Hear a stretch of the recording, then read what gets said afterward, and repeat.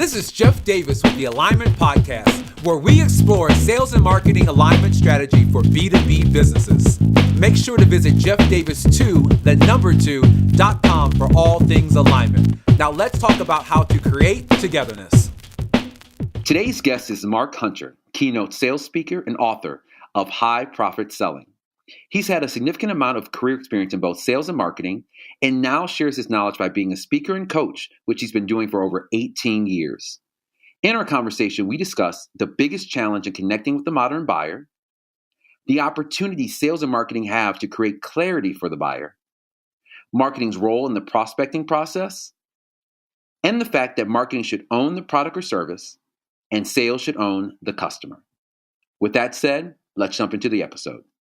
Mark, thank you for joining the program today. Thank you for having me on. Looking forward to talking. I'm excited about you helping our sales executives really dive into this whole thing we call sales and marketing alignment and really, A, learn what they need, B, be able to voice that, and just really want to get an opinion from a sales expert on what this looks like for folks. So before we start, for those that don't know you, tell us who you are and your passion for sales and marketing alignment and sales in general. Yeah, well, my last name is Hunter, so that means you got to use the name Hunter. So my brand name is really The Sales Hunter. A lot of market research went into that. So anyway, and yeah, my background is I spent, 17 years in consumer packaged goods, both on the sales and marketing side. So I've been a brand manager before, been on that side of the fence a lot. But really for the last 18 years, I've been doing just this as a speaker consultant to the industry. And I'm passionately enamored with sales. Why? Because we get to help customers. We get to help customers see and achieve what they didn't think was possible. What could be wrong with that? I love that. I love it too. What do you see today as the biggest challenge for B2B sellers in connecting with today's buyer? Well, the biggest challenge is, of course, technology. And, there's a lot of studies out there that say, the customer's not connecting with the sales personnel. They're further down in the funnel and all that sort of stuff. And there's a tremendous amount of information out there, tremendous amount of empowerment to the customer. Now, that doesn't change the role of sales. I think it actually increases the need for sales because there's so much confusion. Can we say fake news? Can I use or fake marketing or fake sales? I'm not going to. I don't want to go down that path. But what I'm just saying is that there's a lot of noise out there, and it's so incumbent on sales and marketing to be properly aligned to be able to cut through that, because otherwise it totally gets lost, and the customer. The customer becomes disenfranchised because they wind up coming up with conclusions and drawing facts, what they think are facts. It's just their opinions, based on bad information they've received by way of however it comes, the internet, social media, however it comes. So as someone that's been on both sides of the fence that has experience in sales and marketing, where do you feel marketing can contribute the most in helping the sales team? Yeah, there's two ways that marketing really excels in. And that is one, creating brand equity. That's really the name awareness. And the second is educating. Those are the two aspects that I think marketing needs to be really focused on. Educating the marketplace and creating that awareness, that brand equity, whatever it is, but it's positioning the product. Let's just go ahead and use a couple of examples in B2B. You look at how HP, and they've done so many spinoffs over the last year or two. What are they having to do? They're really having to reposition who are they in the marketplace. There are so many SaaS companies out there. How do they break through? They've got to create a name for themselves. They've got to create an equity position on the internet, and they've got to educate. And that's before the salesperson can really jump in and grab hold. So you do a lot of talking about prospecting. Help me understand, where does marketing come in the role of helping sellers prospect better? Well, they play a key role because what they do is they help eliminate bad prospects. Whoa, what did he just say? Yeah, he said eliminate bad prospects. Yes. Here, help us understand. Yeah. Here's one of the challenges. It is not about, and one of the traditional roles that marketing has played is developing leads. And I get a little bit punchy on that one, and we'll come back to that maybe after a bit here. It's not about the number of leads; it's the quality of the leads. So really, what marketing can do is really help us narrow the sales funnel, narrow the pipeline. What do I mean by this? I think the days of having 10,000 leads or 1,000 leads, whatever it is, those days are gone. I can't digest those. What those are is those are names, those are suspects. It's not worth anything. What I want to have in sales is really not a big fat pipeline, because that is nothing more than a sewer pipe. I want to have a water tap where fresh water is coming through quickly. In other words, marketing has done its job so well that sales is able to come in, clarify, exemplify, magnify, and create the maximum value opportunity for the customer and close the deal. When you do that, that's sweet. That's a sweet spot. Well, one of the examples I like to use is that many times what happens is sales winds up with prospects that they really can't do anything with. The example to really kind of take it out of the retail channel is I can't take a Walmart shopper and make them a Nordstrom customer. It just doesn't work. See, this is why sales and marketing have to be so closely aligned.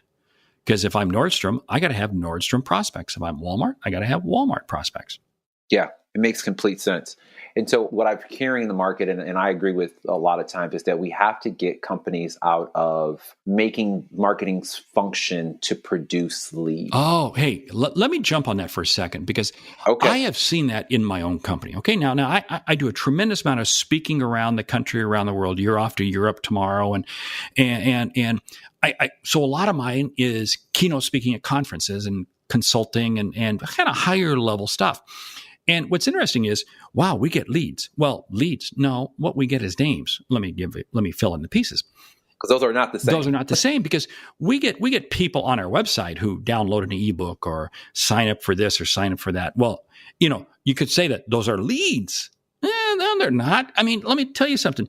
The lower level salesperson, the new salesperson who's just starting out in sales and downloads an ebook, that's not a prospect to me. You see, and yet what happens is many times marketing departments are just set up with design to create these big traps, these big email traps. Just gather all these names. And if you think about it, for instance, in my business, my buyer is the VP of sales, the CEO, the COO. They're not out there signing up to receive a weekly tip or downloading an ebook. It's not going to happen, So we have to make sure that marketing in their lead generation process, and I really cringe at that because I really don't feel that's a core competency of what marketing can do. If they're going to be in that role, it needs to be aligned with who is that target prospect. It's not just a name. It's not just an email. It's much more than that. Much more than that. Yeah. And I think beyond that too is, so I always look at marketing's job is to create opportunities, not just leads, right? Correct. That is so spot on. I love it. Yeah. Thank you. In creating those opportunities, there's clarity around the customer persona, who within that organization we need to speak with. All of that stuff goes into that. I guess what I would ask is, how can marketing better equip sales to have higher level conversation? Well, they can equip by really helping to do more of the validation process even before the sales process begins. Let me give you an example. I know that if I'm going to engage with a CEO, for instance, and let's just use a CEO as an example. If I engage the CEO on an email or something like that on a Monday through Friday, there's very low probability. But I know that if I engage a CEO in an email on a Saturday morning or a Sunday, when they're not disconnected from the business, they're still working, not in the business, but they're working on the business. They're suddenly into more. They're going to read longer form material. They change their behavior on the weekend versus the way they are Monday through Friday. So what does that mean? Marketing may change. This is kind of funny, but I used to call it the Hampton effect. the Hampton effect. And if you live in the city of New York, everybody heads to the Hamptons on the weekend. And what that means is there's undoubtedly a 2 or 3 hour trip back into the city Sunday afternoon. This is, during that July, August period, or it's a leisurely Sunday morning at the Hamptons or something like that. And what does that mean? They're getting into more long form reading. They're getting it. And what I've noticed on my website, for instance, on holiday weekends and on the weekends, I get a better type of person visiting my website. What I mean better type, much closer to the decision maker. See, so this is, it really comes down to really understanding the behavior of that perfect prospect and then knowing how do you reach them. I like that, the Hampton effect. I had not heard that before. Well, don't worry about it. I'm the only one that uses it, so you can steal it, you can run with it. But what you really speak to is the situational engagement, right? Right. Understanding your prospect, your buyer, and how they interact with you at different times and different cadences and that sort of thing. So I think it's an important point. Well, yeah, and an example we can use for this, if you really stop and think about this, drive time radio. For those people who still listen to the radio, drive time radio commercials were always peak time, and they were set up differently in the AM than they were in the PM. Why? Because behaviors are different going to work than they are coming home from work. It's same. Why does Home Depot and Lowe's advertise so aggressively on Saturday mornings and Sunday mornings on sports shows? Because they want to get you thinking, oh, when I go out and do my project, I've got to go to Home Depot this afternoon, or I've got to go to Lowe's. We have to be thinking in a B2B context. How do we reach our target audience when their behavior is most aligned and receptive to the message we may want to deliver them? So let's switch gears a little bit to the B2B sales funnel. Mm-hmm. I don't know if you've heard about this new kind of proposed model. It's called the continuous customer engagement model. And so the idea is that no longer is the traditional sales funnel, like the upside down pyramid that we use, really truly indicative of how buyers interact with us.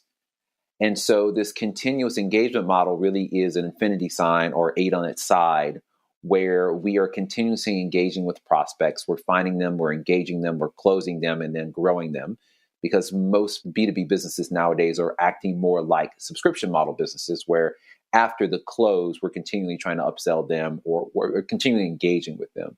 What are your thoughts on the relevance of the traditional sales funnel? And does this kind of new model better capture how we should be thinking about engaging with prospects? Oh, the new model works great. And really all it is a variation on the old model. But let's just walk through this thing, because it's one of the things I've been talking about for a long time. That is speed sells. In other words, and you just said it, is how do I sell you? And then upsell, upsell, upsell. I think in the old days, there was a lot of this thing. Well, we don't want to close too quickly because we could leave money on the table. Let's let this thing bake and bake and bake, and we'll get this really big. The problem is, if you let this bake and bake and bake with the customer today, what happens is they wind up and go out and find somebody else, and boom, you've lost them. So what I want to do is just like this infinity, deal. You close them now, and then you build and build and build and build. Yeah, I mean, I thoroughly agree with that. What I don't like about it is if marketing takes too much control of it, it can be an easy out for sales. It can be this easy out for sales. And sales begins to say, well, gee, marketing's still doing its thing. And then what happens is when sales doesn't achieve their numbers, they blame marketing. Oh boy, guess what? We're back to that old game where why do we have the other side? So we have someone to blame. We've all gone down that path before. Man, wow. So let's dig into that a little bit deeper. So the 4 phases, from what I remember, are find, engage, close, grow. When you say we have to be careful that marketing doesn't overtake too much of that, what phase is at jeopardy of marketing kind of capitalizing on and potentially sales kind of stepping back and saying, we'll let them do their thing? Well, if we say that, marketing is going to help grow, hey guys, guess what? That's sales job. Now, okay, marketing can certainly be engaged with that in terms of continuing to provide information, et cetera, et cetera. But sales has to own the customer. Sales has to own the customer. And this is one of those pieces that I'm a very firm believer in. Marketing can own the product or the service. That's fine. but sales has to own the customer. And we have to keep that very defined. So I'm going to have you repeat that one more time because I like this. It's a very important part to keep. Yeah. Marketing owns the product or the service. Sales owns the customer. And if we keep thinking in that regard, it's amazing how much more focused we are on doing what we need to do. Where we get into trouble is when marketing begins to try to do sales job and sales begins to do marketing job. Now, they're always going to have input on each other. I totally get that. But that's input. That's not ownership. Do you feel from a sales leadership standpoint, and I asked my question this when I learned about this continuous engagement model, I think the nice things about the traditional sales funnel is that it was easier to project quotas and project for the year, right? Because you had these kind of ratios and we kind of had an idea of the different phases that we went through and that sort of thing. The continuous engagement model, is it more challenging because it isn't a stage 1, 2, 3, 4 close? Is it more challenging for sales leadership? No. I think it's actually easier. What it requires is that sales leadership has to behave like sales leadership. And that means I'm not a spreadsheet jockey. I've got to really understand the psychographics, the demographics, all of the elements of the customer. Where we get into problem from both a sales leadership standpoint and let's call it a marketing leadership standpoint is when we think we can quantify everything and numerically evaluate everything. And even in B2B, it's still an emotional buy. It's still an emotional experience. There's still people involved. And I could never let that not be part of the equation. So from a sales guy's standpoint, and I say that with love, who do you think should own this alignment initiative? Oh, boy. Is this a sales thing? Because I get this question all the time, and I get different answers. So I want to see from a sales perspective, what do you think? I think sales needs to own the whole thing. Whoa! I just lost half the audience right there. Half the audience is throwing tomatoes at me. Whoa! Now, here's tell me why. Okay, here's why. And believe me, I've been on the marketing side. Okay, so I've seen both sides. Here's the whole thing. We are living in an era of an educated customer. They're educated. They've got more choices in virtually everything that you can possibly imagine. See, so really the decision rests with the customer. Who owns the customer? It's sales. And I really think sales has to own. This is why I believe sales has to own the lead generation process. Marketing is still contributing to it. But here's the big reason I believe sales needs to own the lead generation process is so marketing doesn't get blamed. Because this comes back to this whole game. When the numbers are not good, sales blames marketing and marketing blames sales. Well, let's just take that off the table right now. Let's get rid of that argument. Sales, you own it. You own it. Suck it up, boys. Put the big boy pants on. Put the skirt on. Let's make it happen. And that's not to short circuit marketing. Believe me, not. Believe me, they have an absolute critical. But it allows marketing to really focus on the educational and the brand equity positioning that they really do best. They own the product. They own the product. They own the service. Sales owns the customer. Got it. So for you, key takeaway as executives think moving forward about a sales and marketing alignment effort, what should be top of mind for them, whether it's one thing or one theme they should keep throughout this journey? Well, I want to see us be moving to what I call a CCO, and that's a Chief Customer Officer. Chief Customer Officer, of which both sales and marketing reports into. Chief Revenue Officer, I don't like. I want to call it Chief Customer. We have to be focused on the customer. That's where I think we have to really be aligning ourselves long-term over the next 3 to 5 years. And I think we're going to see sales and marketing very much. There's a term, it's already been trademarked, so I can't take control for it, but it's called smarketing. Sales and marketing combined. And I think we're going to see more and more of that. Great. Well, Mark, I am so glad that you spent time with us to give from a sales perspective how we approach this alignment issue. I really appreciate your insights. And I know the folks listening have learned a little bit with us today. Hey, thank you so much. And it's Mark Hunter, the Sales Hunter. Thanks for listening to the episode. Don't forget to visit me at jeffdavis2.com and follow me on Twitter at Jeff_Davis2. Did today's conversation resonate with you? Then share with your colleagues to help the Alignment Podcast grow. Join us for the next episode where we continue to talk about how to create togetherness.